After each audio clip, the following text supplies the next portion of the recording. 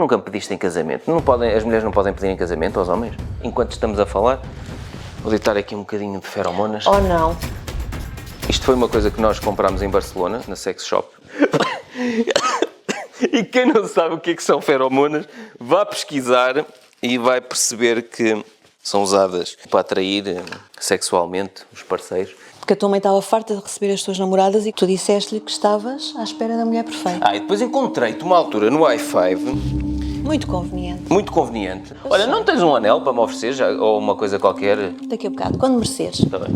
Sabes que a minha mãe sempre me disse, o casamento é uma coisa muito séria. Eu prefiro jantar contigo do que jantar com o Ricardo Matias. Desculpa, Ricardo, mas é assim. Cá em baixo. Eu com 11 anos. E ele continua com aquela carinha.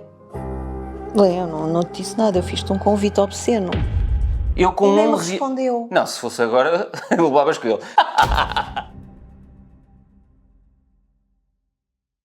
Queria gravar este episódio especialíssimo, não só para mostrar o bastão de cerimónia, que me vai acompanhar até à velhice, e eu achei muito giro quando nós fomos lá em baixo tratar dos fatos do casamento, já vamos falar em detalhe, achei muito giro a Brígida me ter recomendado, vais levar este bastão, porque assim quando fores velhinho, em vez de usares bengala, vais usar o bastão do teu casamento. O que é que tu achas? Perfeito. Acho que tem tudo a ver contigo.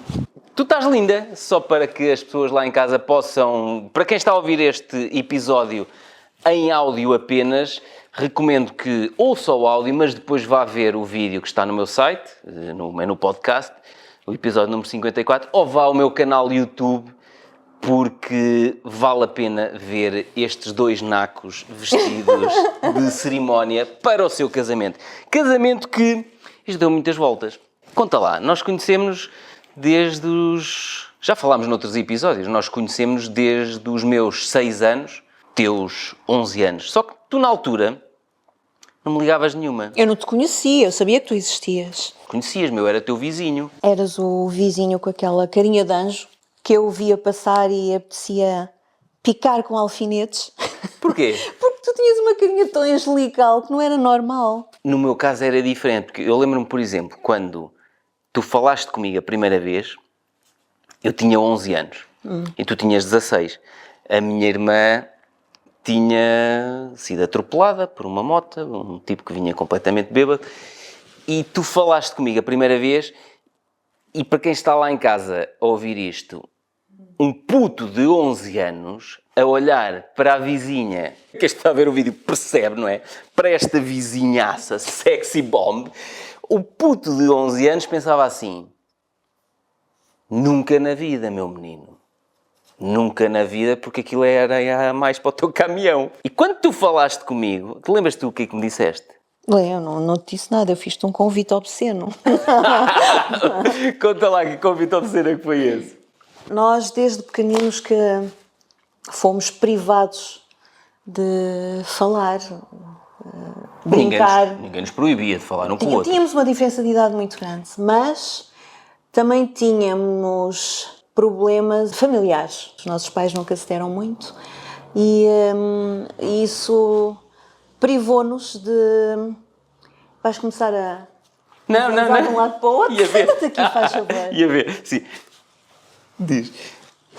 Não conversávamos, só nos víamos passar e morávamos um em cima do outro, portanto, só nos víamos passar. E um em cima do outro gostava eu que fosse assim. Não, porque eu olhava e eu assim, ei, que sexy bomb. Mas 5 anos na altura era muita diferença. Quando eu tinha 11 e tu tinhas 16, tu eras aquela adolescente sexy bomb, toda... Eu sei que sou boa e vejam... Era assim que eu te via. Eu via-te passar na rua e era assim, a tua postura era essa. Eu sei que sou boa e eu pensava, exato, aquilo é uma mulher inalcançável para ti. Só se nota menos essa diferença de idades mais tarde. Sei lá, quando um tem 30 e o outro tem 35, um tem 35 e o outro 40, aí a diferença de idades praticamente não se nota, mas na altura notava-se muito. Bastante. Mas os nossos pais não se davam e, portanto, nós acabávamos por não falar um com o outro. Até que a irmã dele foi atropelada. Tu sabes a história do atropelamento da minha irmã? Eu cheguei depois, já Já tudo tinha acontecido, já a tua irmã tinha ido para o hospital, já tu tinhas levado um valente raspanete da tua mãe, já tu estavas de castigo. Exato. E, Porque a minha mãe tinha ido trabalhar às 4 da tarde, acho eu, e tinha dito, o meu pai estava emigrado em Inglaterra, não saiam de casa. Opa, mas nós putos íamos ficar fechados num apartamento a fazer o quê? Saíamos cá para fora, não é? Exato.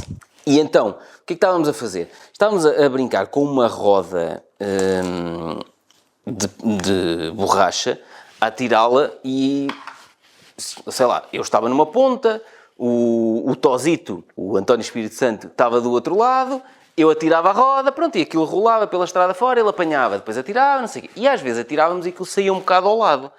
E a minha irmã estava do outro lado da estrada e quando a roda ia para longe, eu na altura lembro-me de várias vezes ter dito, Vera, atira a roda. E ela ali, apática, nem nos ligava nenhuma. E eu assim, pá, mas gostava-lhe alguma coisa a atirar-nos a roda? Uma dessas vezes, atirei a roda e aquilo não rolou bem, caiu ali a meio do caminho. Nem estava para o lado de onde estava a minha irmã. A minha irmã decide, nessa vez, atravessar a estrada e ir apanhar a roda para nos dar. Que ninguém lhe pediu.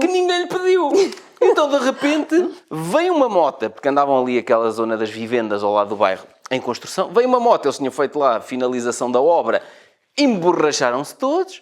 Veio uma moto disparada, o homem tinha 3,14 de álcool. Vem a moto disparada, pum, contra ela. Portanto, nunca façam nada quando não vos pedirem para fazer. E foi assim. Pronto, e então o que é que isso... e isso levou a quê? Eu estava na varanda, eu vinha saber da história e sabia que o Pedro estava em casa e tive imensa pena dele. Porque para além de imaginar como ele não deveria estar preocupado com a irmã, porque eles eram muito unidos. Eram dois anjinhos, papudos, sempre muito unidos e eram muito parecidos. Eu até pensei que vocês eram gêmeos. Éramos muito parecidos, sim. Pronto. E quando eu tinha o cabelo comprido por aqui, éramos iguaizinhos. E depois de saber que ainda por cima a mãe lhe deu um raspanete e o pôs de castigo, eu fiquei com uma imensa pena do menino, do anjinho. E estava na minha varanda, lembro-me que estava na varanda e olhei para cima e lá estava o Pedrinho, na varanda. Estava na varanda? Estava literalmente com uma carinha assim. Literalmente. E eu... Pronto, nem foi preciso apanhar coragem, coitadinho. O que é que faziam no meu lugar? Convidavam-no... Mas espera aí, tu estiveste na varanda à espera que eu aparecesse? Não. Até porque tu vivias no primeiro andar, porquê que olhaste para cima? Estava destinado, sei lá. Eu fiz o que exatamente qualquer pessoa no meu lugar fazia. Ou faria. Chamei o Pedrinho para ficar em baixo. Se sentisse muito sozinho para vir até a minha casa. Eu fazia-lhe companhia. Tu fazias-me companhia. O que é que eu te disse? Nem devo ter dito nada de jeito. Eu fiquei tão encabulado, tipo... Não me respondeu. Ai, não! O que põe em questão o facto de ele me admirar e esta história da vizinha boa, da vizinha... O que põe isso tudo em questão? Não, porque pera. eu disse-lhe ao Pedrinho, se precisares de conversar, podes vir cá em baixo. Eu com 11 anos. E ele continuou com aquela carinha. Eu com E nem me 11... respondeu. Não, se fosse agora, eu levavas com ele. Não, mas não foi assim. É que... Foi. Está bem, pode ter sido assim, mas eu tinha 11 anos. E eu estava naquele registro de a mulher inalcançável. E depois, ainda por cima, numa altura em que eu estava psicologicamente afetado, é que tu me fazes um convite tudo desse. Tudo se tornou alcançável. Então, mas é nos piores momentos que descobrimos quem são as pessoas importantes na nossa vida. Pois, mas... Não é só nos melhores... É ou não é verdade? Não, é nos piores mas momentos... Mas eu desde miúdo sempre estive focado... É assim, se eu estou com um problema, não vale a pena virem dar-me reboçados ou virem-me entregar as vizinhas de mão beijada. Eu tenho primeiro que resolver o problema. Mas isso é depois de tu já teres provado os reboçados e não estares a desejar durante tanto tempo esses reboçados. No nosso caso era diferente. Eu continuava a ser o reboçado inalcançável que tu nunca tinhas provado. Mas agora, reparem bem que o reboçado inalcançável está aqui ao meu lado e há uns dias estávamos a ver uma série na Netflix. Nós vemos muitos filmes e séries na Netflix. Vimos um filme. Foi um filme que se chamava Purple Hearts e no final do filme, o que é que eu te disse? Acho que devíamos casar. A minha mãe só disse: estás muito mudado, meu filho. Sabes que a minha mãe sempre me disse: o casamento é uma coisa muito séria. E eu sempre lhe disse: oh mãe, esquece. Não. Então, não. Eu disse: oh mãe, esquece, eu nunca me vou casar, por isso não tens de te preocupar comigo. E então eu ofereci-te, está aqui para toda a gente poder ver, ofereci-te o anel de casamento e nós somos um casal tão anormal que antes do casamento ela já começou a usar o anel. E depois, lembras-te quando fomos ao registro civil, estávamos a falar lá com a senhora e eu disse que não gostava de anéis, que não queria usar anel, se era obrigatório levar para o registro civil os anéis, não sei o quê, porque eu não queria usar anel. E ela disse que para os homens era muito conveniente. É muito conveniente não quererem usar anel. Imaginem quantos homens não dizem isto quando vão ao registro civil. Sim, e eu disse claramente: não, mas é porque faz-me calor e faz não sei o quê. Mas ela depois rematou com uma coisa muito interessante. Mas não é por usar ou não usar anel que o respeito é diferente. E gostei muito. Portanto, aqui um beijinho para a senhora do registro civil, que eu não me lembro do nome dela, mas que teve uma tirada muito interessante. E conseguiu ler-nos bem. Fazer uma afirmação dessas leu-nos muito bem, não é? É, acho que sim. Porque acho que aquilo que é convencional não é... Andam aqui os vizinhos. Estão em obras. Ué. Opa, voltava esta agora no episódio. Nunca fizemos muito a questão de alinhar a nossa história por aquilo que é convencional ou aquilo que é o mais normal, porque não começámos de uma forma normal, não é? Nada foi normal e estamos aqui ainda firmes e felizes. Mas só para quem não conhece a nossa história, tu seguiste a tua vida, eu segui a minha vida, fui estudar para Vila Real. Tu não vieste à minha casa quando eu te convidei. Não, mas Então, tive sonhos úmidos durante 15 dias. Eu segui o meu destino. Não me fizeste mudar de ideias, eu segui o meu caminho, não é? Sim, e eu fui estudar para fora de Viseu, fui estudar para Vila Real. Fizeste a tua vida, eu fiz a minha vida, eu tive muitas namoradas, como explico lá no livro A Ave Rara. A minha mãe já estava farta de conhecer tantas namoradas e eu disse-lhe: calma que eu estou a ver se encontro a mulher perfeita. E então demorei muitos anos e encontrei-te.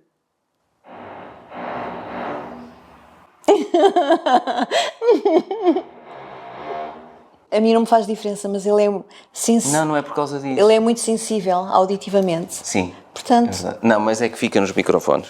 Depois há um problema na edição. Ok. O que eu estava a dizer? Porque a tua mãe estava farta de receber as tuas namoradas e tu disseste-lhe que estavas à espera da mulher perfeita. E depois encontrei-te uma altura no i5, Muito conveniente, uma rede social que era impressionante, porque nós podíamos ver quem viu o nosso perfil. E não sei como é que te encontrei, deixei lá um comentário, ganhei coragem e deixei um comentário assim um bocado atrevido numa fotografia tua lá no i5, que tu ignoraste durante 2 ou 3 meses. Pois foi. Não sei como é que vim a saber que, entretanto, estavas livre no mercado das noivas, que estavas livre para casar. Como é que foi? Eu lembro-me que aluguei um carro quando tu trabalhavas na Rentacar. A parte mais gira, para mim, agora pensando para trás, foi a ideia com que eu fiquei, porque nós não falávamos, nunca falámos, nunca nos demos sequer, nem bem nem mal, não dávamos. E de repente ele vem e deixa-me uma mensagem e eu fiquei a pensar no que aquilo poderia significar. E o que é que veio à minha brilhante mente? Vingança. Os nossos pais não se davam bem. Havia picardias, mês sim, mês não, por aí fora. Como tu sabes, não vale a pena estar a contar mais coisas, mas havia montes de questões que despoletavam em problemas e... Mas questões do nada. Do nada. Coisas ridículas. Sem sentido nenhum. Sim. Longe de imaginar que algum dia tu tivesse olhado para mim de forma diferente, que não fosse a vizinhança inimiga, a vizinhança problemática, não é? Nunca tinhas imaginado. Portanto, que eu olhava... Jamais. Tu sorrias para mim, mas para mim era um sorriso cínico. Era um sério? sorriso falso. A sério? E então eu, naquele momento, o que é que eu penso? Isto é vingança, só pode. Ele ao fim destes anos todos, vai vingar-se de tantos problemas que os nossos pais tiveram e ele escolheu-me como vítima para se vingar, mas está enganado, E ignoraste-me, pá, aí porque 3 eu meses, não 4 vou meses. considerar. Montes de meses. Foram E um muitos. dia eu lembro-me que eu telefonei, eu estava em Vila Real, ainda a trabalhar na Universidade de Trás-os-Montes e Alto Douro, e eu telefonei para a Hertz, que era onde tu trabalhavas, na Rentacar onde trabalhavas, precisava de alugar um carro, porque na altura nós estávamos a tentar fazer um renting e aquilo era uma embrulhada processual que aquilo nunca mais andava para a frente. E no entretanto precisávamos de carros e eu liguei... Como é que foi? Eu lembro-me de tu apareceres. Os telefonemas vieram depois. Tu apareceste, de repente, não é? Mandas-me uma mensagem para o i5, eu não respondo durante meses e de repente Ai, foi assim! ele aparece na Hertz com a necessidade de alugar um carro, não é? É a vingança! E eu pensei para mim, bem, ele não desistiu. Agora é que eu vou ver como é que ele fala, que tom de voz ele tem, com que postura é que ele vem, o que é que ele me vai dizer, o que é que ele tem para me dizer. E foi aí que as coisas começaram a desenrolar. Mas na altura apercebi-me, não sei se há problema em falar nisto ou não, que aquela visão que eu tinha, a vizinha eu sou boa e sei, sua postura altiva, não sei o quê, tu não eras assim. Eras muito frágil. Bah, não sei se há problema em dizer insegura. Não há problema nenhum. Aliás, eu cresci um bocado com esse estigma. Quem me conhece desde muito nova, a primeira ideia que tem de mim é nariz empinado. Era isso.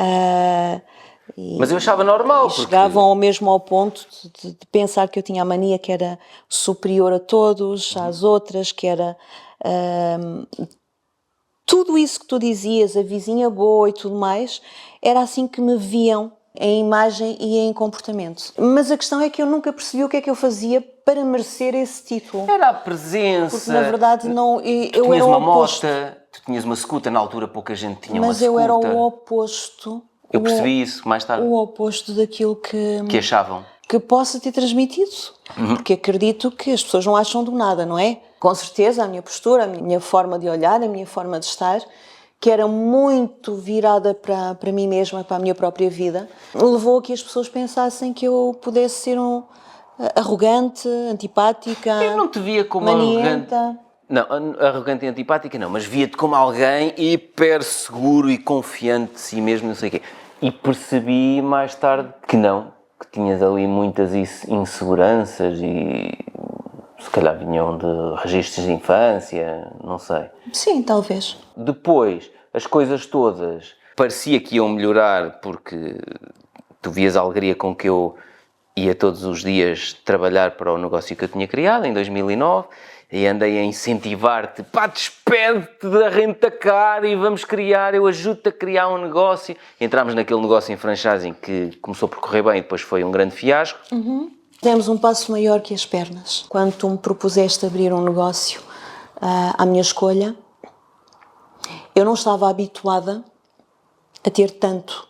Eu não estava habituada a receber, eu não estava habituada a que me dessem essa importância. Sempre conquistei as coisas por mim própria e não estava habituada a que houvesse mais alguém preocupado em ajudar-me a definir e a construir a minha vida. E quando tu me propões isso, eu fiquei obviamente encantada, fiquei super animada, entusiasmada e a estética sempre foi algo que me cativou bastante, pelo menos até o final do contrato. E agora é algo que te encanta só para distância. usufruir, ou Muito seja, à distância. nunca seria algo onde tocasses novamente.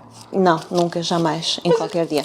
E depois de abrirmos esse negócio, que foi um bocadinho sustentado pelo encantamento, tu pela alegria de me estares a ver feliz. E a levar-te a, olha, vais ter o teu próprio negócio, vais ter, sei lá, porque eu sentia que já não te realizava trabalhar na Rentacar. Depois veio a realidade, não é? Depois veio tudo para o qual eu especialmente não estava preparada. Nem eu. As coisas ainda correram bem durante muito tempo, até chegar um momento em que, de facto, aquela marca não ajudava a que qualquer negócio, qualquer franchisado tivesse o sucesso, porque não foi fácil, não foi fácil. E as coisas todas parece que a história que era quase uma história de livro, de conto de fadas, de eles conheciam-se em criança. Fomos muito abaixo naquela altura, como tu sabes. Crescemos muito, conhecemos-nos muito. Eu conheci em ti coisas que Horrendas. nunca imaginei Conta. encontrar. Podes contar à vontade. Olha, sei. não tens um anel para me oferecer já, ou uma coisa qualquer? Daqui a bocado, quando mereceres. Está bem. Depois de falar das piores partes, quando chegamos às melhores. Então conta lá. Eu vou dormir uma soneca enquanto contas Não, isso. não, assim não falo Não, então contigo. conta. Conta lá. Não tenho, não, a única coisa que interessa saber é que conhecemos em nós próprios, conhecemos o melhor e o pior. Lidamos com isso da melhor maneira que pudemos, umas vezes mal, outras melhor.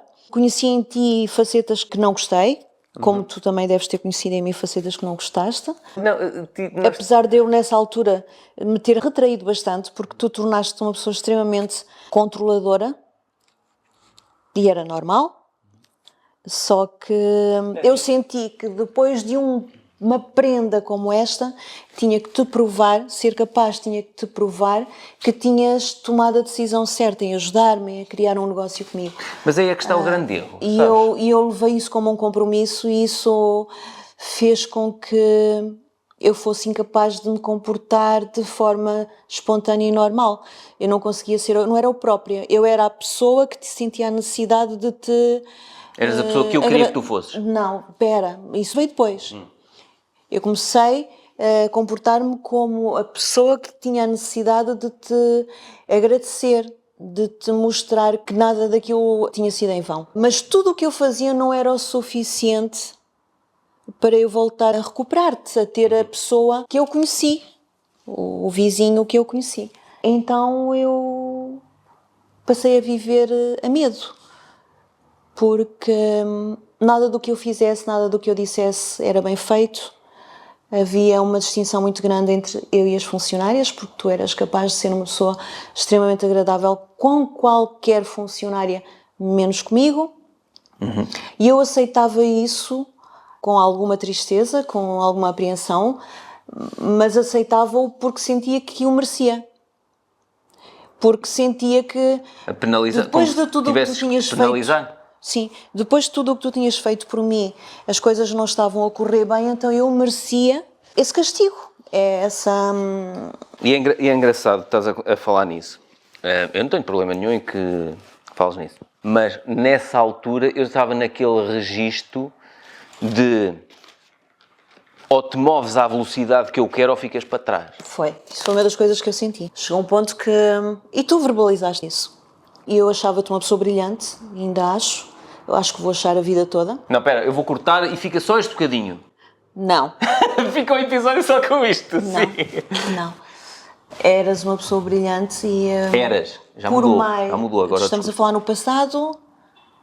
Estou-te a falar de sentimento naquela altura. Mas há bocado disseste, eras e continuas a ser, vou-te admirar o resto da vida. Foi isso que tu disseste. Não me interrompas. Eu achava-te uma pessoa brilhante e incapaz de falhar ou cometer erros. E, portanto, tudo o que acontecesse era erro meu. Okay. E não era querer vitimizar-me, porque tu não tinhas conhecimento de metade do sofrimento pelo qual eu estava a passar. Eu fechei-me. Eu também. Cada um de nós fechou-se. Em mim própria. Mas tu conseguias abafar tudo. Sim. Dentro de ti. Eu, quando disparava, era uma besta. Eras uma metralhadora. Uma metralhadora. Não me orgulho nada disso, estou-me a rir, mas pronto. É o que é. A diferença é que eu, durante muitos anos da minha vida, aprendi que os nossos problemas não têm que ser partilhados com ninguém. Independentemente de termos amigos ou amigas, os nossos problemas são os nossos problemas, temos que os resolver. E foi isso basicamente que eu fiz a maior parte da minha vida toda. E curiosamente, quando eu tentava contar algum problema da minha vida a alguém, eu sentia-me mal depois de o ter feito. Não me sentia leve, não me sentia, desabafei, nada. Que devia ser esse o propósito, não é? Sentia-me mal, sentia um peso muito grande, sentia-me fraca. E então, nessa fase era igual. Eu vivi esses meses todos a remoer esse problema. Ainda foram uns anos, não foram meses. Sim. Sim, estou a falar da fase inicial e depois aquilo prolongou-se. Eu vivi esse tempo todo a abafar esse problema dentro de mim, isolei-me de tudo e de todos. As pessoas obviamente que se apercebiam, mas eu era uma pessoa que não desabafava, não abria com ninguém, não dava o direito a ninguém de ter acesso à minha vida. Eu sempre fui assim e vou ser assim até morrer, porque é assim que eu me sinto bem. Espera aí, voltando um bocado atrás, quando eras adolescente eras assim? Era, e penso que foi aí que... Não saías com as amigas? Não... Nunca fui de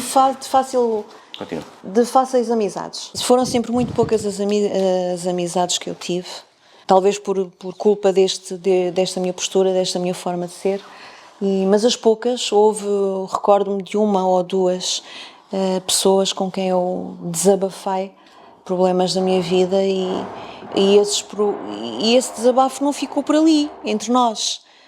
Espalhou-se. Exatamente. Se eu já era reservada, essas pequenas lições, 2 ou 3 lições desse género, reforçaram mais ainda a minha necessidade de privacidade. E naquela altura dos nossos problemas foi igual. Eu guardava tudo para mim, eu não falava com ninguém, eu tentava resolver as coisas eu própria. Então era a trabalhar, pensar, trabalhar, pensar, trabalhar, pensar. Tudo isto com medo, com inseguranças, com incertezas. Mas mesmo assim apoiavas-me, porque na altura em que eu também me fui muito abaixo, e falo lá no livro A Ave Rara, e desmaiei aquelas 3 vezes de cansaço no mesmo mês, tu estiveste sempre ali a tentar resgatar e recuperar aquela pessoa que tu tinhas conhecido. Mas eu devia-te isso. Moralmente eu devia-te, e como mulher, eu devia-te isso. Mesmo depois de eu ser uma besta em determinadas situações, coisas que dizia. Eu conheci a pessoa maravilhosa que há em ti. E acreditaste que podia voltar E culpei esse monstro em que tu te tornaste, culpei-me a mim e culpei aquele negócio. Tu não eras assim. Então, se tu não estavas bem com nada, eu não podia ser o ponto de ruptura, eu não podia ser aquela pessoa que estivesse sempre a pressionar-te, ou a discutir contigo, ou a chamar-te a atenção, ou a queixar-me. Não, eu tinha que tentar melhorar o teu dia-a-dia. E o meu, tentar arranjar soluções. Ouvia-te, muitas das vezes tu discutias sobre isto e aquilo e eu não conseguia falar, e tu sabes? Não falava sobre... Não discutia, nunca quis agravar mais a situação. E isso não fez bem, nenhum. Mas eu não conseguia agir de outra forma. Mas é engraçado que há dias estava a ouvir um podcast, até falámos um bocado disso na viagem que fizemos lá para baixo quando fomos ver os trajes. Há dias estava a ouvir um podcast do Primo Rico, do Tiago Negro, e eles falam muito de investimentos, empreendedorismo e não sei o quê, e eles estavam a falar de de várias coisas. Uma delas era a gratidão, tu estares grato por o que tens e pelas pessoas que te rodeiam, e outra é a autorresponsabilização. E eu nestes últimos anos tenho dedicado muito tempo a mim e a pensar.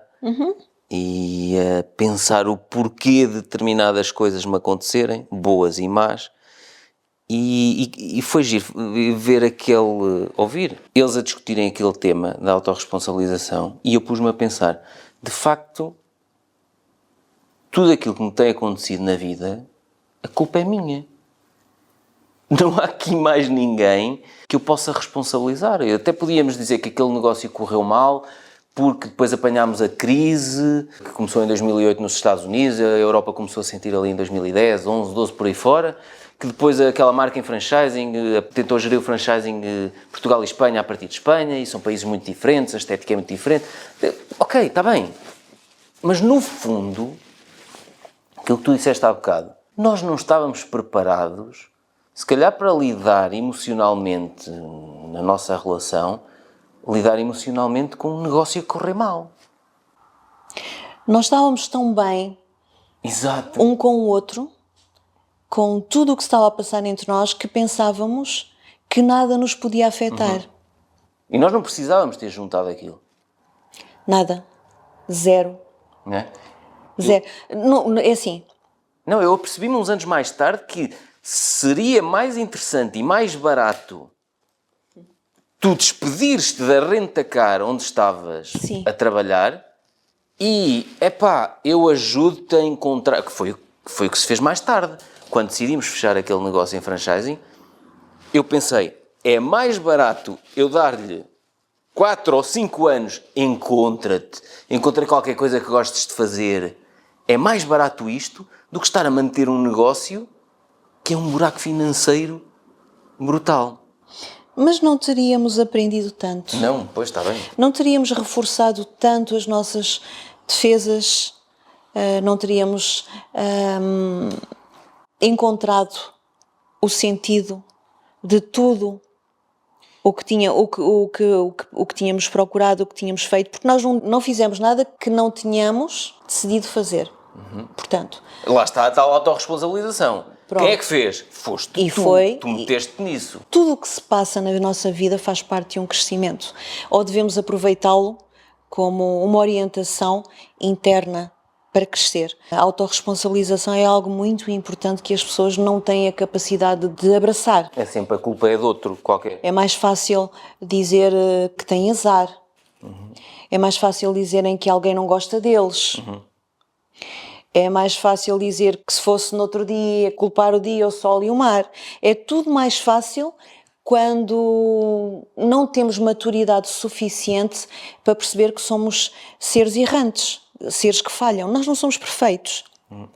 Nós tivemos... Eu estou muito Para mim- próximo da perfeição. Pronto, tu és um anjinho, pronto. Nós, quando nos juntámos, víamos perfeição em tudo. Porquê? Porque era bonito pensar na vizinha da infância, no vizinho da infância, no fim de 20 anos ou 30 reencontram-se, isto tem que querer dizer alguma coisa, Exato. isto é uma história de conto de fada, e é, É. mas com vida própria, não estamos numa casinha de bonecas, nem está ninguém a usar-nos como marionetas. Tudo o que fazemos, o que pensamos, o que dizemos, vem de dentro de nós, vem da nossa vontade. E tudo o que nós amontoámos na nossa vida naquele período, Foram decisões que tomamos. ninguém nos obrigou. Exatamente. E depois Portanto, andámos a chafurdar na bosta. foi importante. Porquê? Podia ter corrido tudo muito bem, houve lá. Podia. As coisas podiam ter sido brilhantes. Como outros negócios. em Se que eu nós tivesse a tua capacidade de gestão, se eu te conseguisse acompanhar a esse nível, se tivéssemos escolhido outro negócio qualquer, se calhar tinha corrido muito bem, mas se calhar eu não te conhecia tão bem como conheço agora, tu não me conhecias tão bem como me conheces agora e não íamos casar um com o outro. Porque tu vives bem com as minhas inseguranças, as minhas falhas, e eu vivo bem com o brutamontes que tu foste. Muito bom, isso é muito bom. Isso é lindo. Eu sei o valor que tu tens e eu sei o valor que eu tenho. Se não fôssemos dois seres de valor, não nos tínhamos suportado Então, mas um ao outro. volta um bocadinho atrás. Quando fechamos aquele negócio em 2017 Sim. e que eu te disse, como está no livro Ave Rara, não quero que venhas trabalhar comigo, faz o que quiseres, encontra o... Antes disso, tu disseste-me, não te preocupes, que vens trabalhar comigo. Antes disso, Não, de muito fecharmos, antes disso. Muito antes disso, tu disseste, não te preocupes, tu vens trabalhar comigo. E eu, Muito antes ok. disso, calma, muito antes disso, eu disse-te isto. Toma lá uma cartinha. Aí foi? Abre lá.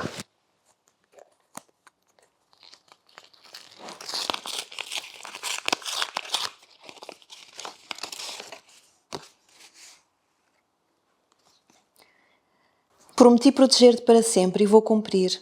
Amo-te, vizinha, do primeiro direito. É verdade, amor. Eu prometi. Disseste mesmo. Eu prometi-te que te ia proteger para sempre. Mas falhei. A questão foi essa. Não, amor. Não. Durante muitos anos deixa-me- não te consegui proteger. Pronto, ok, precipitei-me quando disse não, mas vamos localizar esse não em tempo certo. Tu não falhaste quando quiseste ver-me feliz. Tu não falhaste quando te propuseste abrir um negócio em meu nome, em nosso nome, e disseste, pega, isto agora é teu. Tu não falhaste na tua boa vontade. Não foi, se calhar é em tempo certo, no negócio certo, da forma certa. Porque nós conhecíamos-nos desde a infância, mas não nos conhecíamos como... Parceiros de negócio. Exatamente, como parceiros de negócio. Como namorados. Nós estávamos a iniciar. Normalmente diz que há as crises dos 7 anos nas relações e nós tivemos uma relação brutal no primeiro ano e no segundo ano e depois passámos pela crise dos 3, 4, 5, 6, 7, 8. Se aquele encantamento do primeiro ano não fosse tão bom, ao fim de 2, 3 anos não estávamos juntos. A questão é que havia um propósito para nós. Havia algo que nós próprios acreditávamos ser possível. Espera lá, eu conheço toda a minha vida, ela conhece-me toda a minha vida também. Estamos aqui os dois. Vamos desistir nas grandes dificuldades? Mas sentiste que eu te lancei aos crocodilos quando eu disse em 2017, olha, fechámos isto, agora encontra o teu propósito de vida e o que queres fazer? Sentiste-te um bocado atirado aos cães? Senti-me um bocadinho assustada, porque eu não estava habituada a não trabalhar, eu não estava habituada a ter tanto, quem dera há muita mulher. O que é não trabalhar? Explica lá. Quando dizes não trabalhar. A ter uma ocupação, a ter... Mas eu estava-te a dizer, encontra uma coisa que tu queiras fazer. Mas tu não sabias no que é que isso podia resultar também. Exato. Era mais uma vez algo novo. Obviamente que tinha que me assustar, porque não me pareceu ser uma coisa normal. Mas acho que nada na nossa vida até hoje foi normal. Não. E por isso é que tu já tens o anel antes da cerimónia. E o que é que eu vou ter já agora? Calma! Espera. Não sei se vocês aí conseguem ler. Como eu não quero um anel, vou ter... Esta vai ser a aliança do meu amorzinho. Podes pôr aqui, para treinares para a cerimónia, exato. Olha só que grande pinta. Quem está a ouvir o áudio tem que ver o vídeo. Sim, mas estavas a dizer... Quando finalmente tu disseste, vai, agora és livre, eu tinha muitas emoções reprimidas dentro de mim. Uma carga emocional muito negativa dentro de mim. Um cansaço brutal. Eu estava de rastos. E lembro-me de olhar para o meu espelho muitas vezes e pensar, eu preciso tratar de mim. Nós temos uma diferença de idade e isso naquela altura preocupou-me. Fui tratar de mim, mas eu sentia uma necessidade muito grande de falar. Porque eu, como já disse anteriormente, eu não tinha com quem falar, nem queria ter. Eu não queria falar com ninguém sobre a minha vida. Mas com uma altura que eu precisava, porque tu sabes que o ter guardado tudo para mim resultou em coisas menos positivas. Caiu-me o cabelo. Eu um dia acordei cheio de peladas na cabeça por causa do sistema nervoso. E então, nessa altura, livre, sem ter muito para fazer... comecei a sentir necessidade de falar de desabafar. E qual era a pessoa que para mim mais interessava? Com quem eu tinha mais interesse em falar? Era contigo. Eu sentia a necessidade que nós precisávamos de uma terapia verbal, uma terapia de casal, nós, só tu e eu, sem terapeutas, conversar.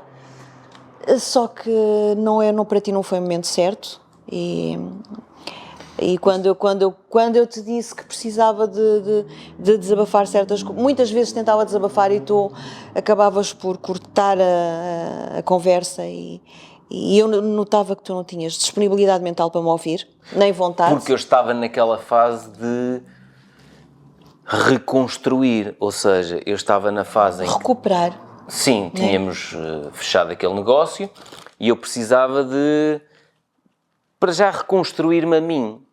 Aquilo que a minha mãe disse, meu filho, estás muito mudado. Sim. E gosto disso. Eu sinto neste momento, e não tenho problema nenhum em que fales da besta que eu fui em determinadas situações, não tenho problema nenhum em falar sobre isso, mas consigo perceber, nesta autorresponsabilização que eu também já faço há muito tempo e que nem sabia que fazia, não é? Fazia sem pensar, vou fazer autorresponsabilização. Eu sinto que mudei muito, sinto que que me tornei numa pessoa completamente diferente, que... Mas sabes que eu só percebi que tu próprio tiveste noção disso quando li os teus livros. Quando eu vi que tu tinhas noção e falaste sobre isso e assumiste essa responsabilidade, esse conhecimento, essa aceitação, para mim foi como se tirar um peso de cima, tal como escrever os meus livros, porque quando tu não tinhas paciência para me ouvir, houve um célebre dia em que tu te viraste para mim e disseste: mas eu não sou teu psicólogo, escreve um livro. Exato, estás a ver? Pronto. Ele não tinha paciência para me ouvir e mesmo assim eu aceitei a sugestão dele e segui o conselho dele. Mas agora tenho paciência para te ouvir. Pronto, mas estamos a falar quando não tinhas, não é? E ainda bem que não tinhas naquela altura, porque olha, resultou em 2 livros que eu escrevi. Que são 2 livros em formato de desabafo, transbordam sentimentos que eu tentei descrever, que passei. Nenhum deles tem a minha história ou a nossa história, mas naqueles livros que foram feitos em forma de diário, está lá todo o peso daquilo que eu senti, tudo o que eu passei, porque durante muitos anos do nosso negócio eu senti que te tinha perdido, completamente, que nos tinha perdido aos 2. E o sentimento da perda, do livro A Perda, veio suportado por tudo isso que eu passei, o que eu senti. Mas pronto, resultou em 2 livros, ainda bem que resultou em 2 livros. Senti que os meus livros, o facto de eu os ter escrito, começou a trazer-te de volta. Voltaste a acreditar em coisas boas que eu pudesse ter. Comecei a olhar para ti. Eu voltei a ter outro encanto. Sim, mas comecei a olhar para ti como aquela pessoa que eu achava que tu eras quando não te conhecia, que era com uma confiança brutal, com um casco duríssimo, aguenta as balas, estás a ver? Sim. E comecei a ver-te a construir a tua personalidade e a perderes todas aquelas inseguranças. Porque eu sou-te sincero, eu nessa altura, há uns anos atrás, achava todas as tuas inseguranças ridículas e uma perda de tempo. Mas se calhar tu precisavas de tempo também para te autorresponsabilizares das coisas que te iam acontecendo na vida.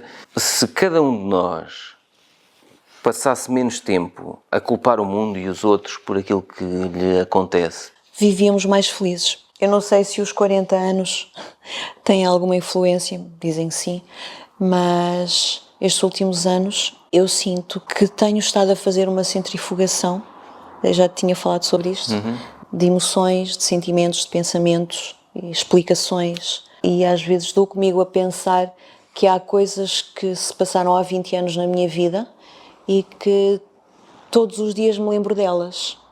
Mas como positivas ou negativas? Negativas, obviamente, negativas. Coisas que não ficaram bem resolvidas, coisas que não... decisões erradas que foram tomadas. E deixas que isso te prenda? Durante muito tempo deixei que isso me afetasse. E estes últimos anos têm sido um libertar de tudo isso. E não é brutal? Por causa da consciencialização. A partir do momento em que eu deixei de culpar o mundo e deixei de ter pena de mim própria, comecei a sentir-me mais leve, sarada, quase curada. Porque é preciso fazer uma introspectiva muito grande nisto. Isto não é uma coisa que se faz num par de horas, é meses e meses e meses. E anos, se calhar. E anos também. Que tu estás a lavar a alma, a lavar a tua mente, a lavar a roupa suja da tua mente e a fazer a centrifugação. E isso está a fazer-me ver a perda de tempo que foi para mim. Era isso que eu estava a pensar. Fez-me ver a perda de tempo que foi, preocupar-me com isso, culpar Mas estás a ver, é aí que nós somos muito diferentes, que eu nunca vivi agarrado a nada do passado. Ou seja, tenho uma facilidade muito grande de adiante. Tipo, aconteceu, deu asneira, tentei corrigir, ficou corrigido ou não ficou, adiante. Passa ao próximo. Não fica a remoer em pessoas do passado, nem em situações do passado, mas tu vivias muito com essa base e às vezes tinhas grandes... Talvez também por guardar tudo para mim, porque apesar de eu ver isso como uma qualidade, uma vantagem, o que é teu, não tens que E estar não te expões demasiado. não tens que estar a expor a tua vida e consegues resolver os teus problemas sem influência de ninguém, o que para mim é extremamente importante, é saberes resolver as coisas sem influência de ninguém, porque sabes o que queres e onde queres chegar. Não precisas de opinião da Apesar amiga X, da amiga Y. não, nada, pelo e depois contrário. ficas pior ainda porque são tudo opiniões contrárias e que não vão de encontro àquilo que tu esperavas que te dissessem ou que tu querias fazer. Apesar de eu achar isso uma qualidade em mim, e acho, e não consigo ser diferente, às vezes até queria dizer isto ou aquilo e não consigo, o meu parece que fica aqui preso. Mas pode-se tornar um fardo grande. Pode, efetivamente, tornar-se num fardo grande, sim. Muitas questões podem, percebes? Mas muitas delas tu já as resolveste. Sim. Há Nestes muito. últimos... Muito tempo. A questão é resolver o que isso fez dentro de mim. A insegurança veio de algum lado. Né? A incapacidade de fazer vencer as coisas, a falta de autoconfiança, a falta de autoestima, a falta de valorização pessoal. Mas quando te autorresponsabilizas, tudo corre bem a partir daí. Mesmo quando corre mal, tu dizes, ok, correu mal, porquê? Quando tu Faz uma autoavaliação das situações todas. Quando tu encontras a verdadeira razão para aquilo que tu ainda sentes e porquê que ainda sentes as coisas que se passaram há tantos anos, quando tu consegues perceber de onde tudo isso vem e o que precisas para fazer isso sair do teu caminho definitivamente, é exatamente quando começas a praticar a autorresponsabilização. Mas há que saber fazê-lo sem te culpabilizares unicamente a ti de Ainda tudo. pode ser pior. Porque há Não estás a coisas, arranjar mais traumas. há coisas que têm que acontecer. Há coisas que não podiam ser de forma diferente. Há coisas que temos que aceitar como são. E agradecer por elas terem existido, por terem feito parte da nossa vida. E eu agradeço todos os dias tudo aquilo que eu passei. E isto pode parecer... Kumbaya!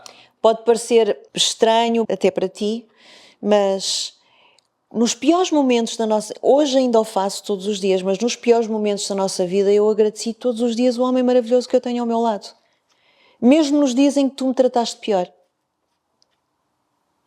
Porque eu acho que é a melhor forma de recuperar alguém na nossa vida. É querer-lhe bem. Sempre foi assim que eu pensei. E transformaste-me. Quando eu te vi voltar ao normal naturalmente, para mim foi a maior vitória da minha vida. Quando eu te digo, vais ao ginásio e tu, não, nem pensava, fui lá ontem. E eu tenho que ir. Quando tu agora me vês a dizer, eu vou todos os dias, ponto final, para ti deve ser um orgulho brutal. É uma maravilha. Uma maravilha. Para quem não gostava de ginásio, eu andei 5 anos seguidos sem falhar um dia. E eu também não gosto. E depois vieste tu, foste tu para o ginásio, fomos os dois para outro ginásio e estamos lá até agora. Eu já não faço todos os dias ginásio. Mas eu não falho. Mas tu não falhas um dia. Porque... O que é maravilhoso. E não é por gostar daquilo. É... Olha, sei lá, tem a ver um bocado também com isto da autorresponsabilização. Eu sou responsável por aquilo que acontece à minha saúde. Por e, aquilo portanto, que te transformas. se tu já tens cuidado com os alimentos que selecionas, se já confeccionas as nossas refeições de forma a pensar na nossa saúde, na nossa longevidade, eu também tenho que ter o cuidado adicional de... Queres que vá buscar mais martini? Não, Marta, tem... De tratar do bem-estar físico no ginásio e do bem-estar mental. E eu percebi, como já falei noutros episódios, que não é o ginásio que para mim é importante. É importante para manter a forma física e para queimar as calorias, porque eu continuo a comer muito, não é? Mas é importante mais em termos de saúde mental. Sim. E aquele equilíbrio que eu consegui encontrar na sauna. E a sauna dá-me este espaço para eu pensar. E o facto de tu teres tido tempo para parar, encontrar o teu caminho, se calhar foi esse tempo e esses momentos é que tu precisavas para te encontrar e para tu pensares de onde é que vêm estes traumas, o que é que eu vou fazer com isto? Em que é que isso influencia a tua vida no hoje? Nada. Porque às vezes pensamos tanto numa coisa durante tanto tempo e pensamos assim, no dia de hoje, que importância isso tem na nossa vida? O que é que isso traz de bom ou de mau para a nossa vida? Nada. Porque se tu Porque continuasses isso já a não existe. culpar-te daquele negócio que correu mal por uma série de fatores que tu não controlavas, se tu ainda hoje te culpasses por isso, a tua vida não tinha andado para a frente. Pois não? Nós tomamos a decisão de casar e decidimos fazer uma coisa gira, que foi: não vamos comprar trajes de casamento, vamos alugar Vamos alugar. os trajes de casamento. E então, para muita gente há de parecer estranho eu não usar anel, uso o relógio, e para muita gente há de parecer estranho nós não comprarmos os trajes de casamento. O que é que nós decidimos fazer? Fomos ao Google alugar vestidos de noiva. E apareceu logo o site voucasar.com. E tu falaste com a Brígida ao telefone, antes dela ir de férias, ela estava naquela correria louca, e foi a Brígida que nos ajudou a montar este outfit que nós temos aqui, estas beldades. Esta imagem maravilhosa e idílica. Tu ocupas o sofá inteiro, olha para isto. E está aqui tudo muito encolhidinho, atenção. Está tudo muito encolhido. Pois é, que as pessoas assim nem conseguem ver a dimensão do vestido. Isto está aqui ainda, olha. Muita coisa. Ai, que lá vão os copos! Muita coisa. Até na forma como nós nos apresentamos às pessoas, conseguimos atrair pessoas com boas energias ou não. Quando eu disse, acho que está na altura de casarmos, começámos a tentar montar um evento para poucas pessoas, uma coisa muito restrita, só para a família mais próxima. Quando eu estava ao telefone com o Ricardo Matias, tu disseste assim, ai, não sei o quê, por causa do casamento. E eu, estragaste tudo, eu não lhe ia dizer nada. E ele, vais-te casar? Eu, vou, mas tu não vais ser convidada. Lembras-te? Portanto, pode parecer estranhíssimo. Queres que vá buscar, Martini? Pode parecer estranhíssimo, mas os meus amigos não vão ao casamento. Ponto. Para mim, eu fazia eu e tu. Mas há pessoas mais próximas na família que nós achamos que faz sentido que estejam presentes. Mas nós começámos logo a ter alguns problemas em relação a isso. Como são tão poucos convidados, as quintas começaram a torcer o nariz, o catering das quintas começaram a torcer o nariz, mas nós não baixámos os braços e acho que é por causa desta alegria de fazer as coisas e a alegria com que nós falamos nas coisas que nós depois começámos a atrair as pessoas corretas. Começámos a encontrar uma série de pessoas tipo a Maria João no hotel, a Brígida lá em baixo, em Setúbal, na loja Vou Casar, a loja que patrocina este, não patrocina, mas poderia patrocinar este episódio. Um beijinho à Brígida, vamos encontrar-nos em breve, depois do casamento, mas aquela história de se nós estivermos bem, vamos fazer bem aos outros e vamos atrair bem para nós. Enquanto tu estiveste, tu e eu, presos na ideia de culpar os outros e culpar o mundo e não sei o quê, parecia que nada de bom nos acontecia. Tínhamos mais dificuldade em andar para a frente, sim. Em resolver que as pessoas certas coisas. não apareciam. Mas sabes que é engraçado? Que às vezes basta aparecer uma pessoa certa, mesmo quando tu não procuras, mas basta haver uma luz, uma pessoa de luz, para o teu dia correr 100 vezes melhor. Para tu teres necessidade de ser uma pessoa melhor, sentires necessidade de prazer nisso. A luz podemos ser nós, na vida dos outros. Podemos, sem dúvida. Isto é lindo. Algum dia eu diria uma coisa destas? Não. Há 10 anos atrás, meu filho, diz a Emília, a minha mãe, estás muito mudado e eu gosto disso. É bom ouvir-te dizer isso. É bom perceber que chegamos aqui finalmente. Porquê que nunca me pediste em casamento? As mulheres não podem pedir em casamento aos homens? Podem. Porquê que nunca chegaste à frente e disseste Pedrinho, acho que está na altura de casar? Tinhas medo da resposta? Não, tanto também. Nunca me passou pela cabeça perguntar-te uma coisa dessas. Já estamos há mais de 14 anos juntos. Não era algo que eu estivesse à espera, apesar de já termos falado nisto várias vezes, não era algo que eu estivesse à espera que viesse a acontecer Porque a nossa relação é tão nossa, é tão vivida à nossa maneira, que eu nunca senti necessidade de estarmos diferentes para nos sentirmos realmente unidos. E nós não sentimos aquela necessidade de... Nada contra, mas nós não sentimos nem gostamos disso. Daquela necessidade de ir de férias com um casal amigo. Nós gostamos de ir para aqui e para ali, os dois. Não vem mais ninguém. Um casal amigo que vá entre casal e não se meta no meio de nós.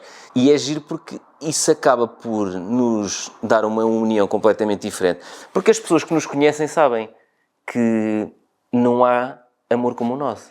Não é? Não há. As pessoas que nos conhecem pessoalmente sabem da nossa relação ser muito especial e de nos dedicarmos em modo de bolha. Temos uma bolhazinha à nossa volta e dedicamos-nos só um ao outro. E eu acho que foi isso que nos salvou até hoje. Foi termos os mesmos gostos, em termos de não gostarmos de ir para bares, para discotecas, para saídas com amigos, amigas. Gostarmos de viver tudo intensamente os dois. E este ano temos feito uma coisa gira, que eu disse do ano passado, que analisei o ano... correu bem. Sim, analisei o ano passado inteiro. Portanto, preparem-se que para o ano vai haver a renovação dos votos de casamento, porque nós vamos repetir todos os anos tudo o que correu bem. Festa é festa! Não, mas é isso, porque o ano passado, quando acabou o ano, eu fiz um exercício que o Tim Ferriss fez, que é muito interessante. Em vez de definir assim objetivos, sei lá, de forma abstrata, ele analisou a agenda do ano inteiro, janeiro, fevereiro, os meses todos, e pôs uma coluna no Excel, detestei, adorei, em janeiro. Em fevereiro a mesma coisa, detestei, adorei. Então eu fiz isso para cada mês, fui à minha agenda e vi o que é que eu fiz neste mês. Gravei um podcast sobre isto, gravei não sei o quê, fiz um trabalho disto, consultoria ambiental daquilo, resolvi um problema, eu tenho tudo na agenda. Então eu pus as atividades e classifiquei. E eu olhei e disse assim, ui, detestei, ui, que frete. Então tudo o que eu detestei, eu disse, tenho que fazer pouco ou nada no próximo ano disto. Tudo o que eu adorei, as saídas que nós fazíamos, quando eu fiz os transplantes capilares, para fazer a mesoterapia, os nossos almoços junto à praia, eu disse, vamos repetir mais isto. Então este ano, o que nós andámos a fazer foi mini-férias o ano inteiro. Pois foi. Foi o primeiro ano em que nós fizemos isto. Foi. Mini-férias ao longo do ano inteiro. Nem nós estávamos a contar que ia ser o ano em que íamos casar. É verdade. Quando chegarmos ao final deste ano e fizermos o exercício, o que é que gostámos e o que é que detestámos este ano? Este ano tive pouca coisa que detestei. Tive ali alguns problemas chatos para resolver na área da consultoria ambiental. Detestei e, portanto, no próximo ano quero resolver menos desses. Mas quero repetir isto. Quero repetir estas mini-férias ao longo do ano. E já que estás a dizer, podemos fazer uma festa de casamento todos os anos. Não era? Parece-me bem. E vamos lá em baixo ter com a Brígida a alugar um fato todos os anos. Parece-me perfeito. Brígida, estás a ouvir? Parece-me perfeito. Enquanto estamos a falar, vou deitar aqui um bocadinho de feromonas. Oh, não. Isto foi uma coisa que nós comprámos em Barcelona. Tu compraste na Sex Shop em Barcelona, que são feromonas. Estás a cheirar? Não, para! E quem não sabe o que é que são feromonas, vá pesquisar e vai perceber que são usadas para atrair sexualmente os parceiros. E agora ficou aqui um cheiro excessivo. Pronto, mas isto... Vou ficar enjoada. Isto para dizer o quê? Muitas das coisas que eu vim a melhorar em mim vieram deste tempo que eu dediquei a pensar nas coisas, à autorresponsabilização, e isso depois transformou-se também nas coisas que eu faço. Por exemplo, no meu curso online Investir na Bolsa, no grupo Telegram, uma das regras é a regra número 7. Pois. Que tu já sabes, incentivo as pessoas a dizerem amo-te mais vezes. Quantas vezes eu digo amo-te por dia? Várias. Várias, muitas. Tantas quantas eu te digo a ti. Portanto, nós somos o mel puro. Se nós passarmos mais tempo a dizer amo-te e a dar beijinhos e a preocupar-nos com a pessoa que amamos e menos com as outras pessoas que Porque às vezes as pessoas dizem, pois, mas são teus colegas de trabalho, não sei o quê. Acho que é importante separar isso. E no passado eu não separava isso. Colega de trabalho é colega de trabalho. Não amo os meus colegas de trabalho. Pois. Não vou casar com os meus colegas de trabalho. Certo? E, portanto, não vou partilhar determinadas coisas com os meus colegas de trabalho. Não vou para a farra com os meus colegas de trabalho. Isso nunca fui. Pois não. Pronto, isso nunca fui. Mas às vezes, por querer criar aquela dinâmica empresarial que lia nos livros e não sei quê, acho que protegia mais as pessoas que trabalhavam comigo do que tu própria, que olhavas por mim. E a ti próprio também. E do que a mim próprio, exatamente. Preocupavas-te mais com os outros à tua E com volta o bem-estar dos outros. do que com a tua própria vida e com as pessoas que estavam dentro da tua vida, nomeadamente eu. Mas a autorresponsabilização depois levou-me a pensar sobre isso. Para vocês terem uma noção, quando trabalhávamos no centro de estética, ele apareceu uma vez lá na loja com 4 ou 5 lapiseiras douradas. As canetas Bic, uma série As especial, não é? É uma série especial das canetas Bic que tinham saído na altura e eu vi-as e fiquei encantada com aquelas canetas e ele disse, vamos levar para a biótica. Eu estava à espera que ele me oferecesse uma caneta daquelas a mim. Ofereceu a toda a gente. A mim ofereceu-me também uma igual, mas em nada para mim foi diferente. Era exatamente igual para toda a gente. Na altura, fiquei triste, mas virei a página e já lá vão 5 anos, Mais? dessa altura, 5, 6, 7 anos e eu sou a única que ainda tem essa caneta. Exato! Mas, por exemplo, no caso dos iPhone, eu lembro-me que eu comprei, já falei noutro episódio, eu comprei primeiro iPhones para toda a minha equipa do que comprei para ti. E para ti? Não foi? E para mim? Foi, amor. Não sei, eu acho que quando comprei para a equipa, comprei para mim. Eu percebo que há pessoas que não gostem de passar muito tempo a pensar porque depois remoem e deixam-se afetar por isto. Ainda há dias no ginásio estava a falar com uma pessoa e ela, então, 1 hora de sauna? E eu estive lá a pensar e ele, opa, pensar não, que eu depois fico ali a remoer. E eu percebo que há pessoas que depois ficam a remoer as coisas.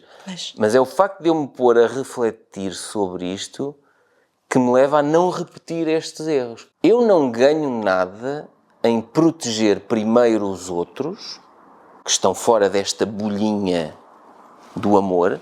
Não ganho nada em proteger primeiro os outros, que são meus colaboradores, que são meus parceiros de negócios, que...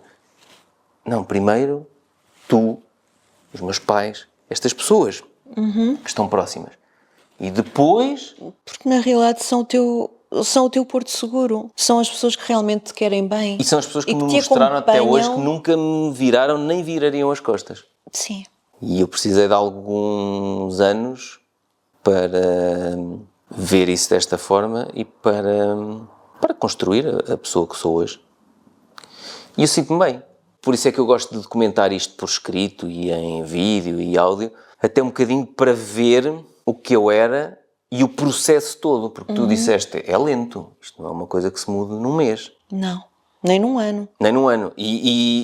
Mas algum dia temos que começar. Se não começarmos é pior. Se vai demorar 3 anos. É trabalhar para isso até começarem a surgir resultados. E os resultados vêm quando tu menos esperas. E vem aos pouquinhos. São assim pequenos vislumbres de Mas coisas. contigo não. Contigo os resultados, pelo menos para comigo, nunca vieram aos pouquinhos. Demoraram, mas quando vieram em grande. Este ano foi férias, grande. microférias ao longo do ano Não falo inteiro. só de férias, amor. Não falo só de férias. Então falas de quê? Na forma como tu começaste a viver o nosso dia-a-dia, a nossa vida, o valor que tu começaste a encontrar nas coisas que eu digo, nas coisas que eu penso, na forma como tu te ris das minhas piadas sem piada. É que algumas não têm mesmo piada, mas é que são tão más que eu digo assim, não, isso é mesmo muito mau. Mas estás a ver? Tu riste das minhas piadas que não têm piada. Sim. Tudo isso preenche tudo. Como fruto disso, não vejo na nossa relação aquela relação aborrecida, chata, já não te posso ouvir, ou deixa-me em paz, ou cala-te lá, ou epá, fogo, que chatice. Nada. Não temos momentos desses. Nem os queremos para nada. O que é que eu noto? Noto que, em relação ao que eu via há uns anos em ti, eu tinha uma expectativa em relação a ti. E, portanto, tinha uma expectativa de que me acompanhasses, fosses acelerada. Agora, o meu sentimento em relação a ti é diferente. É um sentimento de orgulho na pessoa em que tu te transformaste e na pessoa em que tu me transformaste a mim. E isto muda tudo, porque muda no orgulho de ver as coisas que tu foste fazendo quando eu te levei para a floresta, abri a porta e disse, vai, agora és livre. Os livros que tu lançaste, o facto de tu começares a ver vídeos no YouTube e no TikTok sobre, seja comida, alimentos mais saudáveis, pastelaria, todo tipo de coisas que tu começaste a fazer. E tu transformaste-te numa pessoa interessante para falar, que era uma coisa que eu não conseguia ter há uns anos atrás. Eu não conseguia... Quando eu deixei de ter que te provar que era boa o suficiente para te acompanhar... Mas se calhar era só na tua cabeça que isso existia. Não, amor. Ou se calhar não, está bem. Não era. Mas não dava para falar, por exemplo, de estratégia contigo, e agora dá. Tu ajudaste-me naquela altura em que eu estive quase a vender a consultoria, ajudaste-me a decidir... Porque eu deixei de me sentir... inferior. Exatamente. Limitada, não capaz. Passei a ser eu própria. Estás a pedir opinião? Vais ouvir. Passei a falar sem ter receio de não te agradar o que eu estou a dizer. Passei a dar a minha opinião sem ter o receio de não ser a opinião certa. Estás a perceber? Gostei. Fizeste isso há dias. Foi quando fomos para Setúbal. Que eu ia levar o lixo. Sim. E depois eu tinha ali a mala e tinha um casaco cá fora. E eu disse assim, olha, meti o casaco dentro da mala, e tu disseste, não, eu não quero esse casaco na mala, quero esse casaco na mala do carro. Por isso deixa ficar cá fora. E eu disse, não percebeste. Para ser mais fácil. Eu pus na mala para levar para a mala do carro. E depois eu pus-me a pensar e eu assim, mas porquê que eu fui explicar o meu método... Fazia e estava calado. E o que é que eu te disse? Não, é que foi engraçado, porque depois íamos na viagem e tu disseste assim, olha, relativamente ao que aconteceu há bocado, tu tens o teu método, eu tenho o meu. Tu tens a tua organização, eu tenho a minha. Se tu queres manter a tua organização, faz tu. Faz tu, pega na mala e leva. Se não, deixas para mim e eu levo à minha maneira. Porquê que eu hei de estar a impor-te a minha organização ou tu a impores-me a tua organização? Mas isso é brilhante, porque... Há 10 anos atrás, tu nunca me dirias isso. Mas eu tive clareza suficiente, não tive receio nenhum de o fazer. Porque eu estou numa fase diferente. Se fosse há 10 anos atrás, eu dizia, não, mas tu tens que organizar, eu não sei... Não era? Eu era assim, eu era o perfeccionista. E aqui eu fiquei a pensar, foi giro tu falares nisso no carro, porque eu quando entrei no carro, pensei, porquê que eu verbalizei? Eu não tinha que falar sobre isto, pegava na mala e trazia. Exatamente. A organização é a tua, agarra e leva. Leva! É isso. É isso. É porque é exatamente isso. Mas a nossa relação mudou tanto esse nível. A minha organização só tem que ser má se te prejudicar. Sim, exatamente. Se não te prejudicar em nada, não te metas nela. E vice-versa. Porque eu sei que tu és muito organizado, muito metódico, muito tudo, Deus me livre. Não, mas sabes que me faz bem.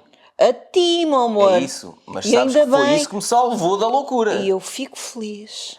Eu fico feliz que não tenhas dado em louco. Não me imponhas. Que não tenhas dado em louco às custas dessa tua organização. Fico muito feliz. Mas eu tenho a minha, e tu sabes que eu não sou uma pessoa desorganizada. Não.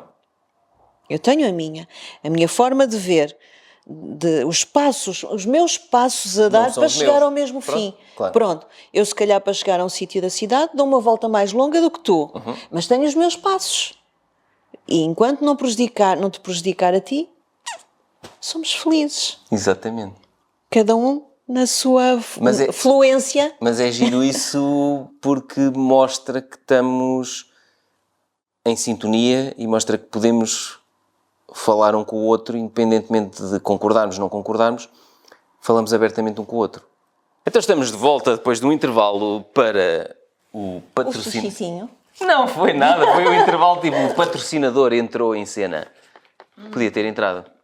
Vou Casar, a loja onde podes alugar os teus... E comprar, se quiseres comprar. Os teus fatos, trajes de casamento, cerimónia, tudo o que quiseres. Este bastão de cerimónia comprei. Lindo, maravilhoso, tem Que é tudo a ver lindo. contigo. É lindo. Olha, e já que estamos Felizes? nesta bolha de felicidade, eu tenho uma proposta muito. Acho que Aceito. é gira. Aceito. Eu li um livro há relativamente pouco tempo que tinha uma história muito engraçada, em que o casal dessa história conheceram-se no dia em que os parceiros deles os traíram. Ou seja, ela tinha um noivo, ele tinha uma noiva e tinham um casamento marcado. Entretanto, ele descobre que a noiva o está a trair, descobre onde mora O traidor. o homem com quem ela o trai Aham. e vai ter essa morada. E está lá a bater à porta e ninguém abre a porta. Entretanto, a rapariga, que era noiva do rapaz que lá está, com a noiva deste, Também lá foi procurá-los. estava a chegar a casa. Muito E bom. vê um homem completamente descontrolado a bater à porta e estranha. E até tem medo de abrir a porta e pergunta-lhe o que é que ele está ali a fazer. E ele diz-lhe: A minha mulher está lá dentro com um homem. a minha noiva está lá dentro Com o dono desta casa. com o dono desta casa. E ela diz-lhe: mas o dono desta casa é o meu noivo. Muito bom. E ele disse: então, olha, lamento informar, mas o teu noivo está lá dentro Como é que se chama o livro? Lembras-te? com a minha noiva. Não me recordo. Depois ponho nas notas do episódio. Depois diz-me qual é o livro. Está bem. Sim. Está lá dentro com a minha noiva. E estão a trair-nos. Isso é muito bom. E ela fica sem saber como reagir. E quando está prestes a descontrolar-se para abrir a porta e entrar a porta dentro, ele trava e diz: porquê que havemos de entrar? Vamos esperar por eles cá fora. E sentaram-se no chão.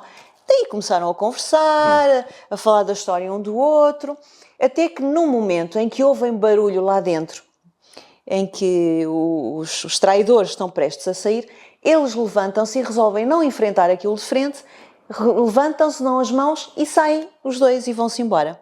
Muito bom. Vão tomar um café, continuam a conversar, vão para a casa dele e quando se dá aquele momento em que sentem vamos envolver-nos, só que não sabemos se é por vingança ou por atração. Quando isso está prestes a acontecer, ele diz: não vamos fazer isto. Escreve o número dele de telefone num post-it, cola no frigorífico, e não foi para a casa dele que eles foram para a casa dela. Escreve o número no post-it, cola no frigorífico dela e diz-lhe: quando tiveres a certeza que este passo que nós vamos dar não é apenas uma vingança, Liga para este número. liga-me. Isso é lindo. Isso é muito bom. Passaram 6 meses. Olha, mais ou menos o tempo que tu me ignoraste. Passaram 6 meses e ela, ao fim de 6 meses, vai jantar fora com um rapaz com quem se envolveu. Que já era E outro. nesse restaurante reencontra-o numa mesa com outra mulher também. Já tinham seguido a vida Pronto, deles. e ficou muito atrapalhada, não queria que ele a reconhecesse, mas ele reconheceu-a. E à distância olharam um para o outro e ele sorriu-lhe. Só que ela pensou que ele estava a sorrir para ela com aquele sorriso do género: estou aqui com outra mulher, o que é que tu sentes em relação a isso? Exato. Foi o que ela pensou. Levantou-se, aborrecida, deu a mão ao tal rapaz com quem ela não tinha a certeza se queria passar a noite, e foi para o apartamento dela com essa intenção. Pode tirar da cabeça e para ter mais uma vingançazinha. Chegou ao frigorífico para ir Chegou. buscar martini. Chegou, quando estavam os dois prestes a envolver-se intimamente, porque até ali só se tinham beijado, tocam a campainha. Ela vai abrir a porta e está ele, com aquele sorrisinho, a olhar para ela, e virou-se para ela e disse: olá. E ela perguntou-lhe: o que é que estás aqui a fazer? E ele: eu estou aqui porque tu querias que eu estivesse aqui. E, mas eu queria que tu estivesses aqui porquê? Mas não foi isso que tu tentaste dizer-me quando olhaste para mim no restaurante? Aquele olhar, aquele sorriso que tu... E ela: não. E ele: pronto, então se calhar vou-me embora, porque já vi que estás acompanhada. E ela: espera, não vá já. Foi lá dentro, agarrou no outro, o outro já tinha ouvido isto tudo e despachou-o. É claro que o rapaz saiu todo chateado lá dentro, então ela disse: não, já podes entrar. Já que vieste até aqui, vais entrar. Pronto, ele entra, estão ali os dois a olhar muito um para o outro e ele dá conta do post-it No frigorífico. no frigorífico. E ficou todo satisfeito com isso. Acabaram por se envolver. Então, ao fim de algum tempo, casaram, porque eles desenvolveram um amor, uma paixão. Demoraram 14 anos a casar? Não. Foi um ano depois, muito apaixonados, uma paixão, de toda aquela história que os acompanhou, da forma como se conheceram até ali e tal. E então, na noite de núpcias, disse-lhe que tinha um presente para ela. Esta história está muito longa, mas esta é a melhor parte. Ela ficou toda animada, porque ele nunca lhe tinha oferecido nada, e ele vem de lá com uma caixa e disse-lhe... antes disso, durante a fase de namoro deles, ele pediu-lhe para ela lhe escrever uma carta de amor, porque ele nunca tinha recebido uma carta de amor, e para ela lhe entregar. E ela escreveu a carta e entregou-lhe. Escrevi-te cartas de amor. Muitas. E ela pensou... Pois é! Ele nunca comentou nada da carta de amor dela, e ela pensou que ela tinha lido. E ela também nunca puxou o assunto e ficou por ali. Na noite de núpcias, ele veio com uma caixa e disse-lhe, olha, dentro desta caixa... está aqui a carta de amor que tu me escreveste e está aqui uma carta de amor que eu te escrevi a ti. E ela, toda animada, foi para tirar a carta dele para ler. E ele não deixou. E disse-lhe, não, tu não vais abrir a tua carta como eu não abri aquela que tu me escreveste há uns meses atrás. Estão aqui estas duas cartas. Nós casámos hoje e só vamos abrir esta caixa daqui a 25 anos. Nas bodas de prata. Daqui a 25 anos. Que lindo! E ela, então, mas isso acontecer alguma fatalidade? Ele disse, se alguma coisa acontecer, só em caso de doença ou de possível divórcio, é que nós podemos abrir esta carta para ler, esta caixa, Isso é lindo. para ler a carta que escrevemos um ao outro. Gosto disso. Mas tem que ser num momento em que já não há nada que nos possa salvar, porque... E poderão ser as cartas a salvar poderão isso. ser as cartas Olha, eu gosto disso. a salvar. E é isso que queres propor? Eu queria propor fazermos uma coisa desse género. Isso é muito fixe. Era ter quase uma caixa do correio Sim. que não tinha chave, nem tinha forma de tirares as coisas, tinhas que destruir aquilo para abrir e Não, tirar a chave tinha a chave. Mas depois tu vais abrir aquilo, que eu Tinha já a sei que chave. tu és curiosa. Mas eu seguro-me, vá. Seguras nada! Eu sei que vais andar a querer ler as cartas. Não. Pronto, isso era a proposta. Mas o que é que se passou com eles? Agora tenho que contar o resto da história, Mas eu não é? gosto da ideia. Mas para mim, então vamos... É uma ideia gira. É muito gira. Vamos pensar numa... Eu até vou ver se há coisas no Podemos mercado. não abrir daqui a 25 anos, podemos abrir daqui a um ano e depois escrevemos Não é outra e nada abrir daqui a um ano! Ah. Não, espera. Eu gosto do conceito, do que tu estás a dizer, que é... Essas cartas não são para ler daqui a um ano. Essas cartas são para ler porque poderão ser a salvação num momento complicado. E nós passamos momentos complicados na vida. E se tivéssemos uma cartinha dessas à nossa espera... Se calhar teria sido mais fácil. Se calhar. Verdade. Mas lá está, não precisas de a ir abrir daqui a um ano. Mas eu não vou deixar-vos frustrados, eu tenho que contar o resto da Conta o história. resto da história. Mas adoro a ideia. E se não existir no mercado, eu vou criar uma caixa própria para isso. Eu acho que todos nós devíamos, como há aquelas... como é que se chamam aqueles compartimentos seguros dentro de cada casa? A casa de pânico, a sala de pânico. Pronto. O bunker. Todos os casais deviam ter uma caixa de salvação desse género. Isso adoro. Um kit. Adoro isto. Kit de salvação. Adoro isto. Pronto. Porque eles, ao fim de 6 anos, tiveram para se divorciar. E porquê? Porque ela queria engravidar e não conseguia. E ele tinha um amor louco por ela. Ele aturava-lhe tudo. Ele tinha uma paciência enorme, fazia tudo para agradar, nunca lhe deu a entender que para ele era importantíssimo ter filhos, mas ela começou a inculcar naquilo tudo porque ela queria a toda a força ser mãe, e depois começaram a se afastar fisicamente porque o facto de se envolverem fisicamente para ela tinha sempre um resultado mau, que era não engravidar. Ou seja, houve uma ruptura tão grande e tão profunda que eles acabaram por ponderar o divórcio. E aí leram as cartas. Ela teve um colapso nervoso muito grande numa discussão porque ele acabou por traí-la, foi parar ao hospital e descobriu que estava grávida e que tinha acabado de perder o bebê. Só que era uma gravidez impossível de ir para a frente, porque era nas trompas. Isso é um problema. É um caso clínico complicado. Então tiveram que lhe tirar o útero todo, porque senão ela morria. Ou seja, o útero se todo, ela já não ficou sem hipótese ela de não ter. podia ter filhos porque tinha sido fibrose cística, uma coisa assim, e então agora é que não tinha mesmo hipótese nenhuma de ter. Então bateram mesmo no fundo, ela saiu de casa, foi para a casa da irmã, passaram uns tempos longe dele, ele não aguentou a distância, ao fim de 15 dias apareceu lá com essa caixa e disse-lhe, eu não consigo esperar por ti nem mais um dia, não aguento, a minha vida sem ti não faz sentido. Se é realmente o divórcio que tu queres, ou a separação, está aqui a caixa, temos aqui as nossas cartas para ler. Mas tens que ser tu a abrir. Porque foste tu que desististe de nós. E ela, mesmo sabendo que lhe estava a custar fazer aquilo, porque ela adorava, ela amava, só que estava emocionalmente muito afetada. E então abriu, leu, foi para o quarto para ler a carta dele. Quando deu conta não tinha só uma carta, tinha várias cartas que ele lhe escreveu todos os anos de crise que eles passaram. Então ela esteve no quarto a ler as cartas todas, uma por uma, e chorava.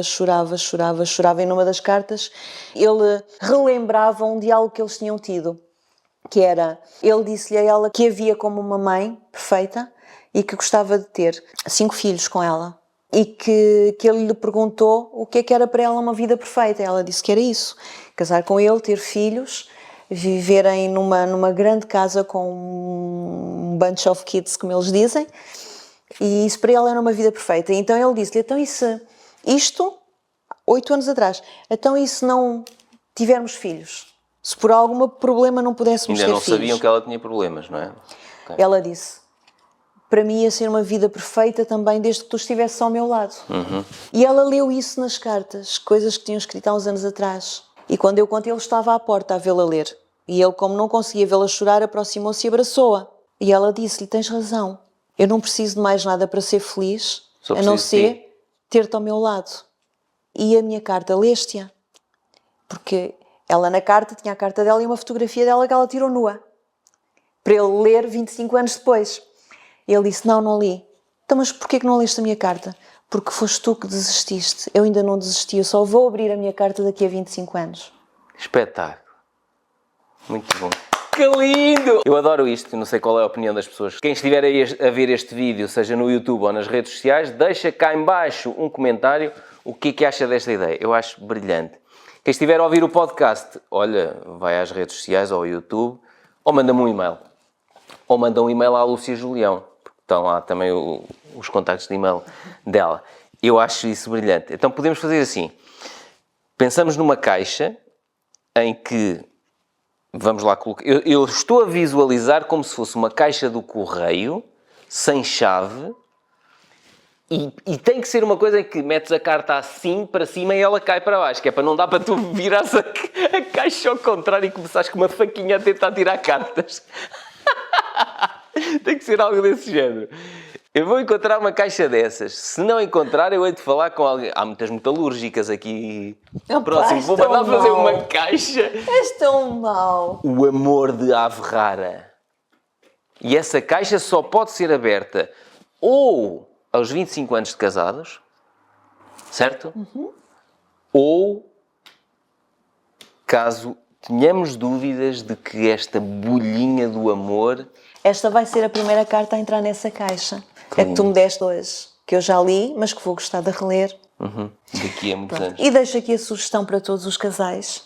Não se apoiem na opinião dos amigos, da família, porque aquilo que faz valer a vossa relação é aquilo que vocês sentem, aquilo que vocês pensam um do outro e aquilo que fazem um pelo outro. E não aquilo que os outros sugerem que seja feito. E enquanto vocês viverem na vossa bolha, as coisas só podem correr bem. É um bocadinho proteger essa bolha. Sem dúvida alguma. E às vezes as pessoas até podem achar um bocado estranho, mas porquê que não há as férias em casal? Porquê que não há não sei o quê? Não precisamos Não precisamos, disso. exatamente. Não precisamos disso. Se disso. quiser ir jantar com um amigo, vou jantar com um amigo. Tu, se quiseres ir jantar com uma amiga, vais jantar com uma amiga. Gostamos da companhia um do outro. Eu prefiro jantar contigo do que jantar com o Ricardo Matias. Desculpa, Ricardo, mas é assim. Ou qualquer outra pessoa. Pronto.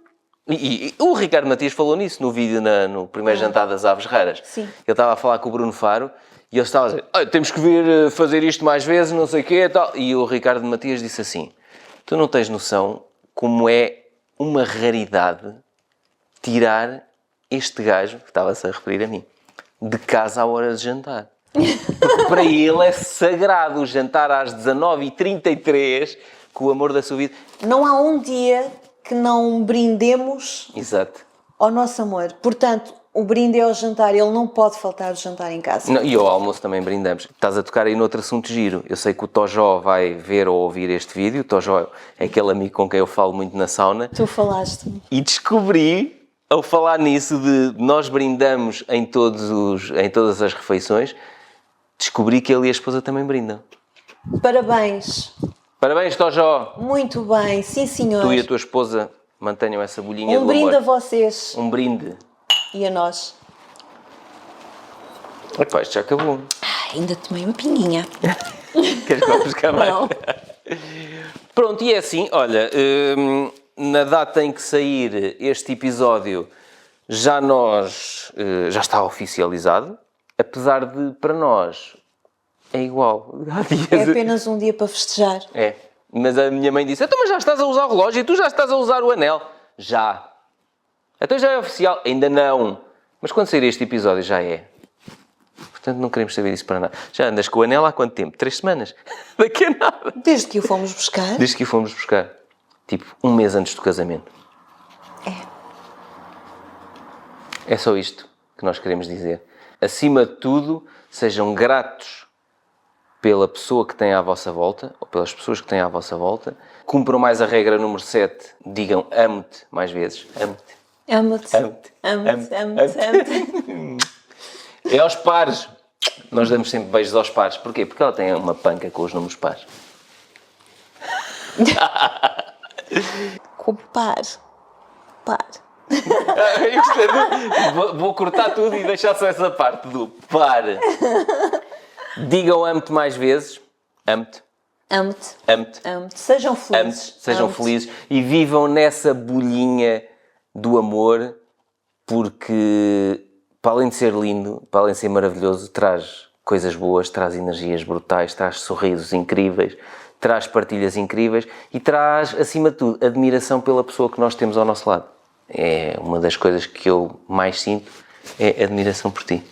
E eu por ti. Tão linda. Pode beijar a noiva.